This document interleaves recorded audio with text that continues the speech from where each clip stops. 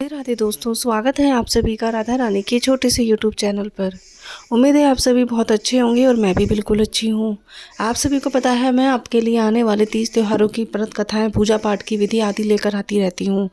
तो कार्तिक महीना जो समाप्त होने जा रहा है, उसी प्रकार से हिंदू धर्म के जो 30 त्योहार हैं वह भी ख़त्म होने जा रहे हैं। जो हिंदू धर्म के 30 त्योहार होते हैं कार्तिक महीने की शुरुआत से ही शुरू होने लग जाते हैं और कार्तिक महीने के जाते जाते 30 त्योहार भी जाने लग जाते हैं। तो जैसे कि कार्तिक महीने की शुक्ल पक्ष की जो है तिथि जा चुकी है, यानी कि दीपावली जो हमारी जा चुकी है। कार्तिक महीने के शुक्ल पक्ष की नवमी तिथि को हम बनाते हैं आंवला नवमी, जिसको हम कहते हैं अक्षय नवमी। कार्तिक महीने के शुक्ल पक्ष की नवमी तिथि को आंवला नवमी के लिए पूजा जाता है, आंवला नवमी के रूप में जाना जाता है। इस दिन आंवले के पेड़ की भगवान विष्णु और माता लक्ष्मी की पूजा की जाती है।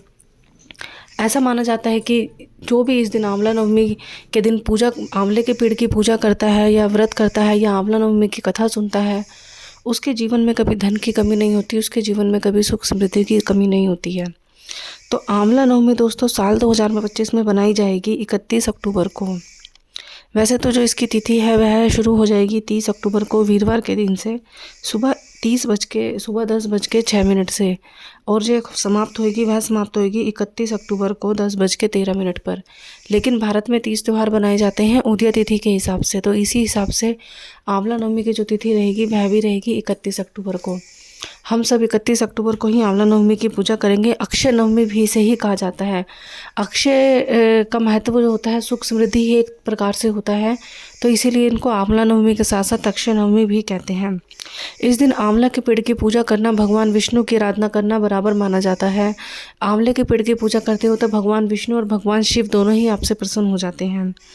इस दिन आंवले का दान करना, आंवले से बना किसी भी प्रकार का भोजन आपको दान करना बहुत ही फलदायक माना जाता है, जो कि आपको अक्षय फल देता है।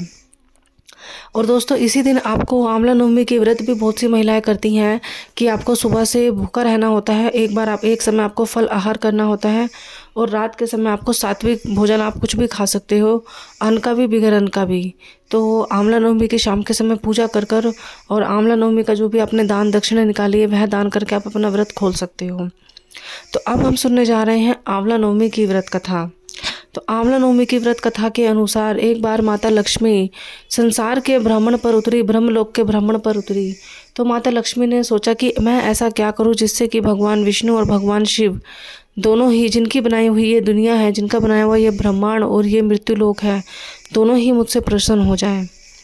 तो माता लक्ष्मी के मन में विचार आया कि उन्होंने सोचा कि ये आंवले का पेड़ उनको नज़र आया, तो उन्होंने देखा कि आंवले के पेड़ में तुलसी का भी रूप होता है, तुलसी के भी गुण पाए जाते हैं, जो कि भगवान विष्णु को बहुत ही प्रिय है। और साथ ही साथ इसके अंदर बेलपत्र के भी पेड़ जो गुण होते हैं वह पाए जाते हैं, जो कि भगवान शिव को बहुत प्रिय है। तो माता लक्ष्मी ने सोचा कि क्यों ना मैं आंवले के पेड़ की पूजा करूं, जिसमें कि दोनों ही चीज़ के गुण पाए जाते हैं, तुलसी के भी और बेलपत्र के भी, जिससे कि दोनों ही भगवान मुझसे खुश हो जाएं। तो कार्तिक महीने के शुक्ल पक्ष की नवमी को माता लक्ष्मी ने आंवले के पेड़ के नीचे आंवले के पेड़ की पूजा करी, आंवले के पेड़ का दान किया, जिससे कि भगवान विष्णु और भगवान शिव माता से बहुत खुश हुए। माता लक्ष्मी ने भगवान विष्णु और भगवान शिव को अपने यहाँ भ्रमण पर और भोजन पर बुलाया और उन्हें आंवले के पेड़ के नीचे भोजन कराया, जिससे कि भगवान शिव और भगवान विष्णु ने खुश होकर आंवला माता लक्ष्मी को आशीर्वाद दिया कि तुम्हारे जीवन में कभी धन की कमी नहीं आएगी और कभी सुख समृद्धि की कमी नहीं आएगी। और साथ ही साथ यह भी वरदान दिया भगवान विष्णु ने और भगवान भोलेनाथ ने कि जो भी कार्तिक महीने के शुक्ल पक्ष की नवमी को आंवला नवमी की आंवला के पेड़ की पूजा करेगा, उसके जीवन में कभी किसी चीज़ की कमी नहीं आएगी, कभी दुख की कमी नहीं, कभी सुख की कमी नहीं आएगी, कभी हमेशा सुख समृद्धि बनी रहेगी, धन की कभी कमी नहीं आएगी। तो ये थी आंवला नवमी की कथा, जो कि माता लक्ष्मी जिन्हें आंवला नवमी की पूजा करके भगवान विष्णु और भगवान भोलेनाथ से प्राप्त किया था आशीर्वाद। और इसकी एक कथा और है कि एक नगर था, नगर में एक सेठ रहता था, सेठ का नाम था आवलिया। तो जो सेठ था वह भगवान विष्णु का बहुत बड़ा भक्त था, भगवान विष्णु की विधि विधान से पूजा करता था। सेठ का एक नियम बनाया हुआ था कि वह रोज़ ही आंवला के दान करता था। सेठ बहुत अच्छा दिल से था। सेठ के 4 पुत्र थे और चारों ही वैवाहिक थे, चारों बहुएं थी। तो जो सेठ के पुत्र थे, जैसे जैसे वह बड़े होते गए तो उनको अपने पिताजी की यह दान देने वाली बात पसंद ना आने लगी, और उन्होंने अपने पिताजी का जो ये आंवला का दान देना था यह बंद करवा दिया। पिताजी ने उनकी बात तो मान ली, लेकिन वह अपने इस जो उनका संकल्प था, वह अपने संकल्प को छूट जाने के कारण उनको बहुत ठेस पहुंची और वह अपनी रानी यानी कि अपने जो राजा था वह अपनी रानी के साथ महल छोड़कर जा चुके थे। दोनों ने ही फैसला लिया कि हम कहीं बाहर दूसरे शहर में रहेंगे, दूसरे गांव में रहेंगे और वहां जाकर हम आंवला की पूजा करेंगे और जितना हम पे बन पड़ेगा हम उतना दान करेंगे। हम ये महल इन सभी के लिए छोड़ के चले जाते हैं। तो जैसे ही राजा और रानी ये महल छोड़कर चले गए, तो वैसे ही बच्चों ने देखा कि धीरे धीरे उनका जो सत्ता थी वह पलटती चली गई। जो राजपाट था वह उनके हाथ से छिनता चला गया और उनके घर में दरिद्रता आने लगी, गरीबी आने लगी। जो उनकी सुख समृद्धि थी वह सब समाप्त हो चुकी थी। बच्चों को अपनी गलती का एहसास हुआ कि हमारे माता पिता जो पूजा करते थे उसी की वजह से हमें ये धन सुख समृद्धि मिली हुई थी। तो बच्चों ने अपने काम के सिलसिले में जगह जगह भ्रमण करने लगे, क्योंकि उनके माता पिता तो उनको छोड़ के जा चुके थे और जो उनका राजपाट था वह भी उनसे समाप्त हो चुका था, उनसे छीन चुका था। तो बच्चों ने सोचा कि हम अलग अलग नगर में जाकर काम की तलाश में जाते हैं। तो वैसे ही घूमते घूमते एक दिन चारों बच्चे और चारों बहुएं एक नगर में पहुँचे, जहाँ उन्होंने अपने माता और पिता को देखा। वह बहुत भूखे थे और उन्हें भूख की तलाश में खाना ढूंढते ढूंढते वह नगर में पहुँचे। तो उन्होंने देखा कि वहाँ पर कुछ लोग जो थे दान दक्षिणा कर रहे थे और उन्हीं दान दक्षिणा में उनके माता पिता भी सम्मिलित थे, जो कि आंवले से बना भोजन दान कर रहे थे।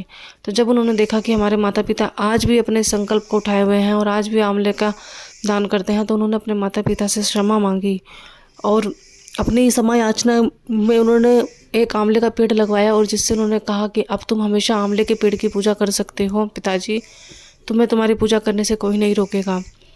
तो जैसे ही जो राजा था और रानी थी उन्होंने आंवले के पेड़ की पूजा शुरू करी। धीरे धीरे भगवान विष्णु उनसे प्रसन्न हुए और उनके बच्चों की जो गलती थी उनको माफ़ करके वापस उनको उनका राजपाट और धन दक्षिणा जो भी उनसे खो चुका था वह सब उनको वापस प्राप्त कराया। तो दोस्तों यही थी आंवला नवमी की कथा। आंवला नवमी, आंवला जो पेड़ होता है उसके अंदर भगवान विष्णु का रूप होता है, तो इसीलिए हम सभी को आंवले के पेड़ की पूजा ज़रूर करनी चाहिए। इस बात का खास ध्यान रखना चाहिए कि आंवला नवमी के दिन आपको आंवला खाना नहीं होता, आंवला दान देना होता है, आंवले का भोजन दान देना होता है। तो आंवला नवमी की जो पूजा रहेगी वह रहेगी 31 तारीख को। आप सभी को आंवला नवमी के दिन पूजा करनी है। यदि कोई व्रत रखना चाहता है तो व्रत भी रख सकता है। इसी तरीके का कंटेंट दोस्तों मैं आपके लिए लेकर आती रहती हूँ आने वाले 30 त्योहारों का। अगर आपको मेरी वीडियो अच्छी लगती है तो मेरे चैनल को सब्सक्राइब कीजिए और मेरी वीडियो को एंड तक देखिएगा, क्योंकि मैं वीडियो में कुछ ना कुछ ऐसे उपाय लेकर आती रहती हूँ। अब आपका उपाय क्या रहेगा आंवला नवमी के दिन का? आपको करना क्या है, सुबह सुबह ब्रह्म मुहूर्त में नहा धोकर 5 आपको आंवला लेने हैं, 5 उसके अंदर आपको तुलसी के दल डालने हैं और 5 अगर बन पड़े तो आपके पास बेलपत्र डालने हैं। 5 चीज़ों की आपको पूरे ब्रह्म मुहूर्त में विधि विधान से पूजा करनी है। तुलसी के पेड़ के नीचे, तुलसी के क्यारे के नीचे आपको एक दीप जलाना है।